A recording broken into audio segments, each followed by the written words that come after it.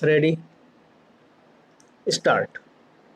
When the matter went back to the Chief Judicial Magistrate, he recorded the depositions of the complainant as also the witnesses afresh and came to the conclusion that a prima facie case under the provisions referred to above has been made out against the accused persons. Stop. Summons were accordingly directed to be issued to the accused persons. Stop. Aggrieved whereof the appellant filed a revision petition before the additional sessions judge, which failed and was dismissed inter alia, holding that the material on record before the court below did make out a prima facie case against the accused persons, and that there was no legal infirmity in the order directing issue of summons to the accused persons. Stop.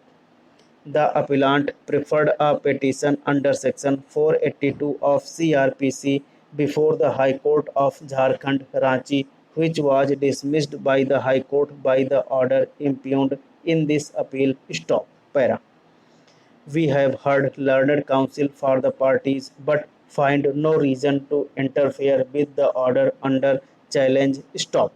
It is fairly well settled by a long line of decisions rendered by this court that the power vested in the High Court under Section 482 CRPC can be invoked for quashing an ongoing investigation, complaint, or other proceedings only in cases where either there is legal power to the continuance of the proceedings, such as the absence of a sanction wherever required or where amendments made in the complaint or first information report, even if accepted on their face value, do not constitute an offense, or where there is no legal evidence to support the charge made against the accused. Stop.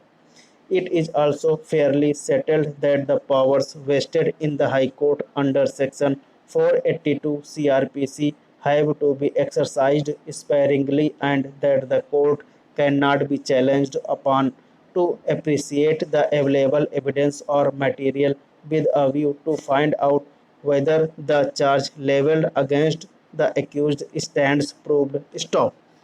A plain reading of the complaint filed by the complainant in the instant case makes out a case against the accused. Stop. Not only that, the depositions of the three witnesses examined by the complainant in support of his complaint also support the allegations made in the complaint. Stop. The magistrate was therefore justified in taking cognizance against the appellant and the co-accused. Stop. The Revisional Court of Additional Sessions Judge Dhanbad was also correct in holding that a case for issue of process has been made out. Stop. Para. Such being the position, the High Court committed no error in declining to interfere under Section 482 of CRPC, nor is there any reason for us, much less a compelling one, to take a view different from the one taken by the High Court. Stop. In our view, the Chief Judicial Magistrate had committed an error in recalling the witnesses and examining them afresh after the matter was remanded back to him for further inquiry, and the direction for a further inquiry could not be taken to mean that the magistrate had to record afresh the deposition of the witnesses already examined before him. Stop.